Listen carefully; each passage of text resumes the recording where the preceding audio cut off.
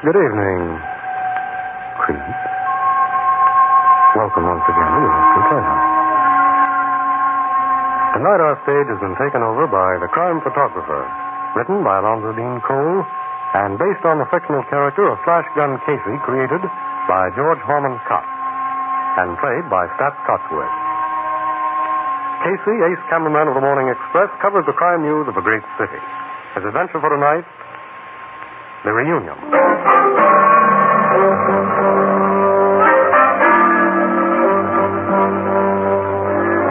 About 9 o'clock in the evening, a luxurious suite in our city's most expensive hotel. One of its present occupants is a strikingly beautiful woman. In her hands is the latest fashion magazine, but she stares at it without interest. Irene. Yes, Ruth? You haven't turned a page in that magazine for half an hour. I've been thinking. Oh, Irene, why don't you put him out of your mind? If a man had done to you what my husband has tried to do to me, could you drive it from your mind? Oh, yes, I know. I made Kurt a success. He was just a poor weakling when I met him. I made him a great sculptor. I made him rich and famous. Now he's repaid me. But he's not going to get away with it. Your lawyers will see to that, Irene. They've told you they can nullify that divorce Kurt got from you. When I think of the rottenness of it... I don't anymore. Ruth, when you and I were in South America, the Yes. trip Kurt persuaded me to take for my health. Mhm. All the while, he was establishing residence out of this state to divorce me for abandonment. Then, when we came home 4 days ago, we find he's been granted his divorce and... rotten, dear, so rotten. And he was preparing to marry another woman. That Bixby woman. Oh, he's contemptible. Filthy, loathsome. Oh, when I think of it, I want to kill him. I don't want to kill him, Ruth. I want to keep him. Keep him? Yes. What? No other woman's going to have him. Tomorrow, I'm going to sign the papers for the nullification of the divorce, and I... Will you answer that, Ruth? Certainly. Say I'm not here. All right. Hello? Mrs. Walter isn't here. I'm Miss Chandler, her cousin. Who is this? Hold the line a minute. It's a man, Irene. He insists that he's got to talk to you. Who is he? His voice sounds a little like your husband. Kurt? Yes. All right. Here. Hello, this is Mrs. Walter. Oh. All right, wait a minute. Ruth, will you please go into the bedroom and shut the door? Why, yes, of course. Don't be angry with me. I'll tell you all about it later. Hello?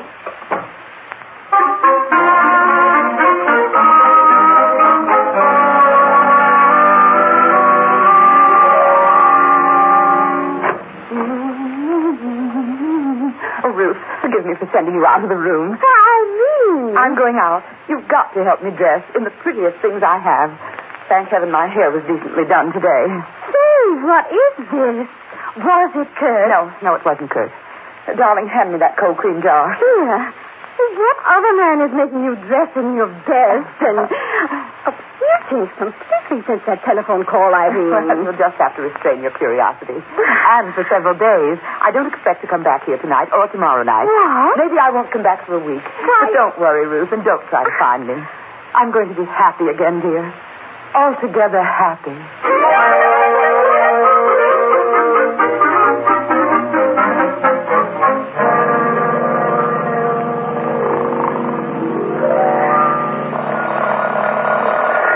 What is it? Hello? Casey, this is Ann. Who? Ann Williams. Nobody but that name here. You got the wrong number. Hey, Goodbye. wait a minute. What? Huh? Wake up, you dope. Wake up. Annie, huh? Now he knows. What's the big idea of phoning at this hour? Right, Donald, listen.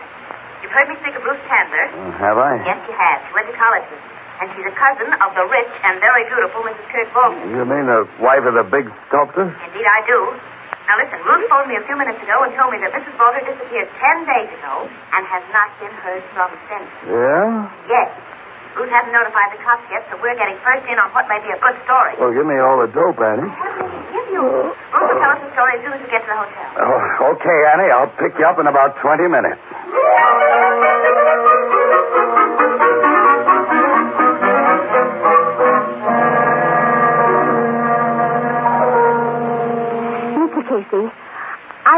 this suite on Friday night, 10 days ago, at about 10 o'clock.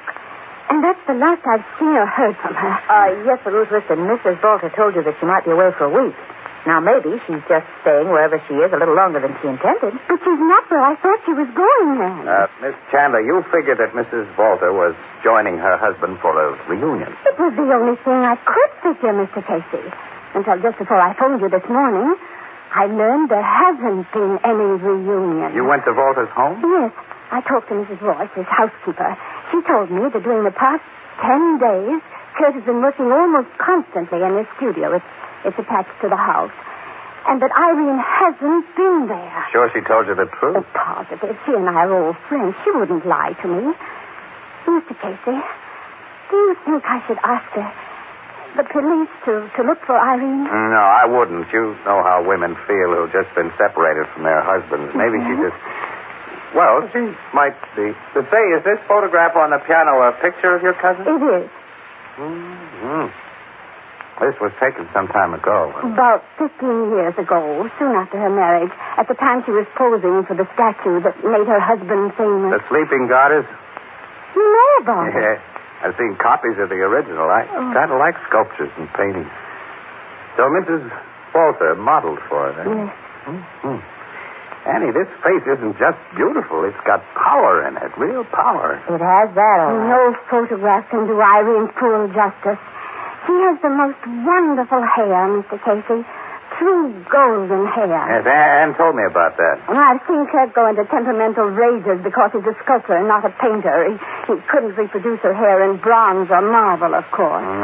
Miss Chandler, when you talked to his housekeeper this morning, did you ask her where Volter was on the Friday night your cousin left here? Mrs. Royce remembered that he'd worked in his studio all that night until about 8 o'clock in the morning. He was doing some noisy construction work on a mole. Well, did she see him working there? No. He never permits anyone in the studio when he's working. Then he could have gone out for a while. Mr. Casey, I believe you have the same awful idea that I have. That Kurt might have slipped out of the studio unseen, met Irene somewhere, and killed her. Did you let this Mrs. Royce know of your suspicion? No. I even asked her not to tell anybody that I'd been out to see her this morning. I don't know why. I just did. Good. I'd like to talk to Volter before he knows a search has been started for Mrs. Volter. I just might catch him off guard. Just might. Well, let's go, Annie.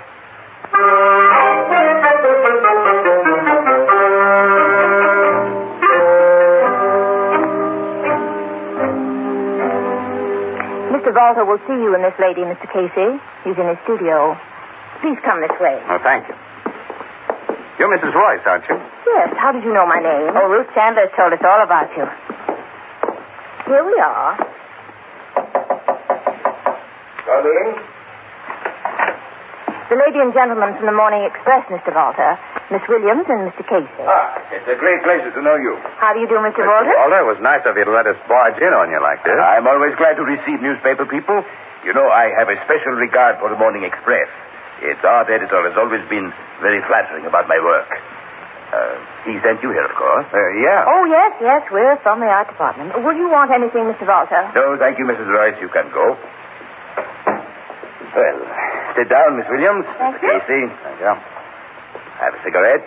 Yes, I'd like one. Mr. Casey, Much obliged. I will join you. I have a match right here ready. Here you are. Fine. Mr. Volter? Thanks.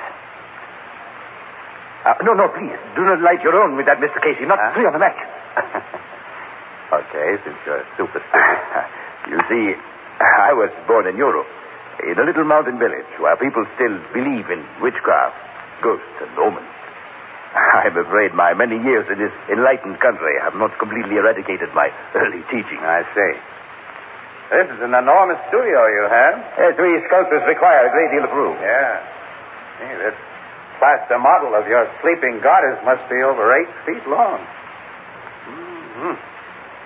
He's certainly a masterpiece. I never saw the original. You are looking at the original now. I thought that was somewhere in Germany. I must explain my method of working.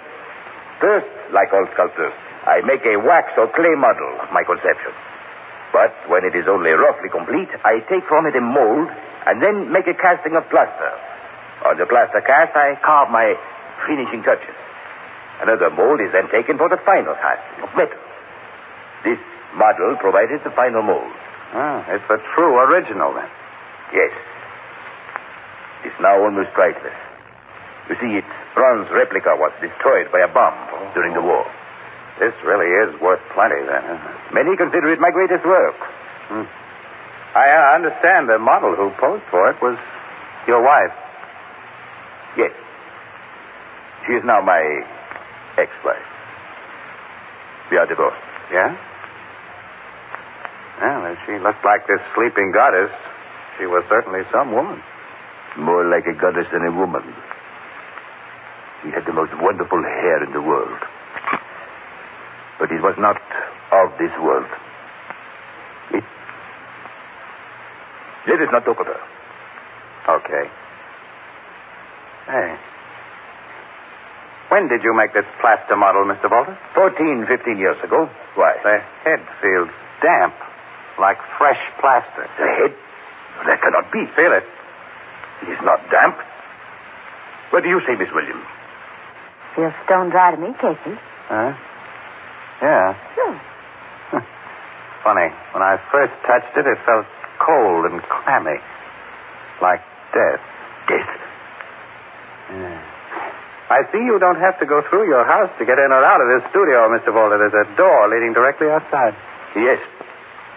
But will the story you and Miss Williams do about me concern this sort of thing? Well, hey, we must be getting to that story, yes. We want to hear about your most recent work, Mr. Volter. My current work is this group here. Oh, hey, that's a bigger hunk of plaster than the goddess. That's what you call hunk of plaster. Will bring me $30,000 when cast in bronze. Wow. You're in a good business. What do you call this group? I call it the Reunion. The Reunion? Mm-hmm. Yes. It is a symbolic conception. When did you cast that plaster? Why, just 10 days ago. I set up my mold and worked all night. All Friday night? It was a Friday night. And you call it a reunion.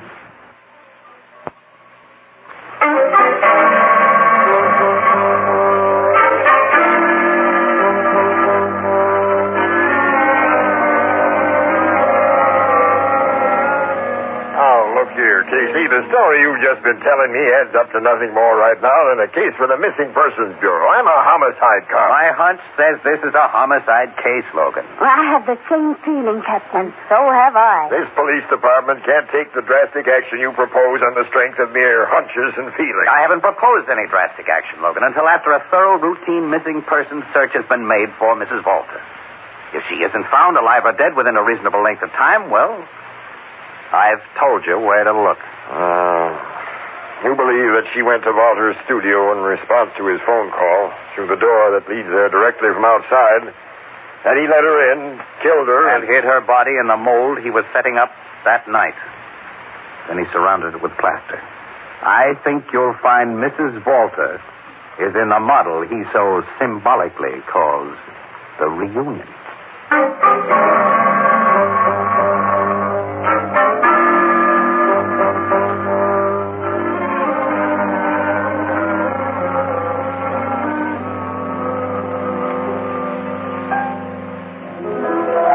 Casey? Hiya, Miss Williams. How are you, Ethelbert? Hello. I ain't seen you two all day. What do you have to drink? Oh, give me a cup of coffee. Gee, Casey, you must be feeling low. What are your troubles? We can put them in 3 little words, Ethelbert. The Volter case. Say, why don't the cops quit stalling on that? They're never going to find Mrs. Volter till they look in the place you told them to, Casey. Today, they did look for her in the place I told them to. You mean? Yes. I was wrong. Mrs. Volter's body was not in the plaster model of Reunion. In order to find that out, Logan's men had to bore holes in the model, and they broke it all up. Now Walter's going to sue the city for $30,000 he claims it was worth, plus additional damages for I don't know how. Oh, his lawyers are drawing up a swell bill of goods. Sure, and the worst of it is he's pretty sure to win his suit. Logan will probably lose his job on account of it. He gave the order to bore into the statue on the strength of my hunch. Gee, the poor sap trusted me because, well, by sheer dumb luck, I've given him a couple of good steers in the past. This time I let him down for fair, and how? Oh, Casey, he doesn't blame you. Yeah, I know that. Look, don't ever tell the big dope I said this, but Logan's a pretty swell egg.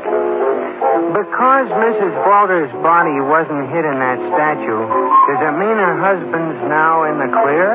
Sure does. Yeah? The only place he could have hidden her body was inside the freshly poured plaster of that reunion model. Wait a minute, Miss Williams. Couldn't he have hidden the body in a closet or someplace around the house and then sneaked it out later? No, Ethelbert. Mrs. Royce and her cleaning women would have found it. Oh, of course not. And there's only one other model in the studio large enough to hide a human body in, and that was cast 15 years ago. Those plaster castings have a hollow core. Oh, so what, Casey? To have even gotten the body inside the sleeping goddess, Walter would have had to cut a big hole in the old plaster and then afterward patch it up with fresh stuff, which would show The head of the sleeping goddess, it felt cold, damp, like fresh plaster that day. It didn't to me, Casey. And you said it didn't to you either after a minute. Yeah, that's so. It's funny, that's what started my hunch about Mrs. Walter being buried in plaster. And when her husband said he'd cast that reunion piece on the night she... Annie, I've doped the guy all wrong. He was smarter than I thought. What are you talking about? about? That reunion model was only a planned decoy. He put her inside the sleeping goddess. Then he deliberately led you and me and the cops to believe her body was in the reunion model. And now that we've found she isn't there... Oh! Aha, you've got it. The city stands to lose $30,000 plus for that mistake. No sane cop is going to take a chance like that again. Casey, if you're right... If he's right, Ethelbert, Mr. Kurt Walter is going to get away with murder. Yeah. Say, Casey, What? why don't you sneak into that studio on a dark night, bust open that statue... And what if I didn't find the body, Ethelbert? Walter wouldn't bother to sue me. He just had me put away until about 1966. I got no more suggestions. I haven't even got a thought. Wait a minute. I have. Yeah? What? And I'm going out to see Mrs. Royce, Walter's housekeeper, and ask her one confidential question.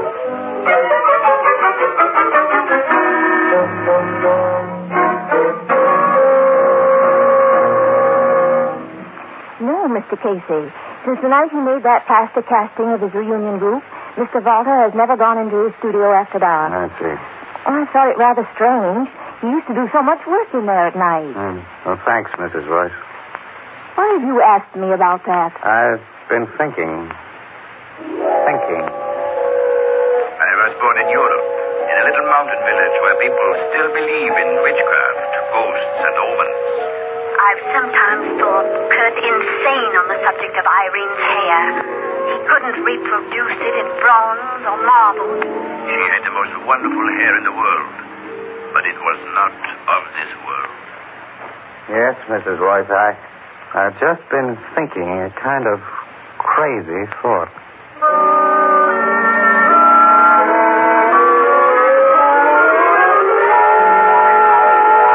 This scheme of yours is absolutely nuts. Call it a long shot, then, Logan, and play it with me, will you? If it happens to work, you save your job, the town saves at least $30,000, I save my peace of mind, and we'll have the goods on a rotten killer. Okay, pal. I'll take a chance.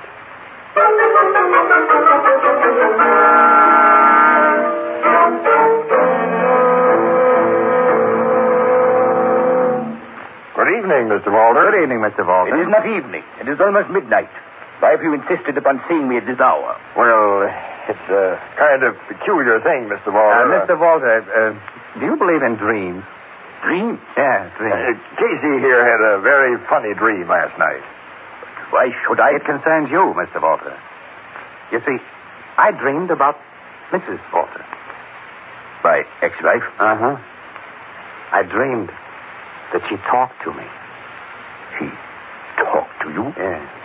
She wasn't like a woman in my dream. She looked like that statue of yours she posed for, the sleeping goddess. She was the goddess, only awake. Awake? Uh-huh. Casey, tell him the funny thing she said to you in your dream. Okay, Logan, I will. Mr. Walter, she said, I am the goddess awake because my life is in my statue. She said her life was... Uh-huh. Uh-huh. And her hair was the shiny gold color I've heard Mrs. Walter had. So bright. It seemed to have light in it. Why have you come here to tell me about this? Because in my dream she told me to come here. She told you? Just before midnight, she said. It's almost that now, Casey. We got to move fast. Yeah, come on, Walter, into your studio. Into my studio? She told Casey to have you there at midnight. Clock's striking 12 now. Come on, hurry. No, let me go. How dare you? She wants you in the studio, Walter, where she's waiting for you. Waiting for me? The goddess awake with shiny gold hair. Don't open that studio door. Don't push me inside. We're leaving you inside. And in the dark. Open your door. Let me out. Light switch does not work. Open this door. Don't leave me alone here in the dark. You're not alone, Walter. The goddess is awake in there. No.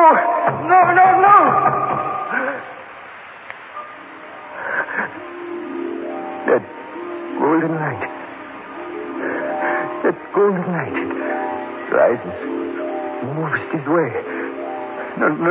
Don't come any closer. I'm sorry, Irina. I had to kill you. You ruled me. I've been your slave. The slave of your will, your golden hair that mocked my heart. I had to kill you and hide your body in that sleeping goddess. I had to make you sleep forever. Don't come any closer. Forgive me. We've heard enough, Casey. All we need, Logan. Switch on your flashlight. Oh, Casey, I'm glad to have some light in here. You did a swell job, Annie. I was scared. You know that I was scared. I didn't like it seeing a ghost in the dark. You scared Mr. Kurt Walter a lot more, Miss Williams. He's fainted. You did? I figured all he needed was to see the shadow of a woman with a luminous wig rise from behind that plaster statue and walk slowly toward him. Casey, I'll never do this kind of job again. I'll never do Wait it a again. minute. You're trembling, kid. Now, what's the matter? I don't know. I don't know. You know what happened? What? Just at midnight. When you pushed Walter through the door and I went into my act, I got suddenly afraid. Afraid of Walter? No, afraid of her. Annie, what? Hey, Where was I? Walter hasn't fainted. He's dead. Dead? Yeah. Dead. Hey, Miss Williams, you never got very close to him with that blonde wig of yours, did you? No. What is it, Logan? Look at this dead guy's neck, Casey. A single golden hair is wrapped around it, almost like a noose. A creep that rings down the curtain on the Mystery Playhouse for tonight. The Reunion, a crime photographer story written by Alonzo Dean Cole, is based on the fictional character of Flash Gun Casey, created by George Horman Cox. Stats Cotsworth was heard as Casey, and Miss Leslie Woods played Anne. Until next time, creep. Good night. Sleep tight. This is the Armed Forces Radio Service.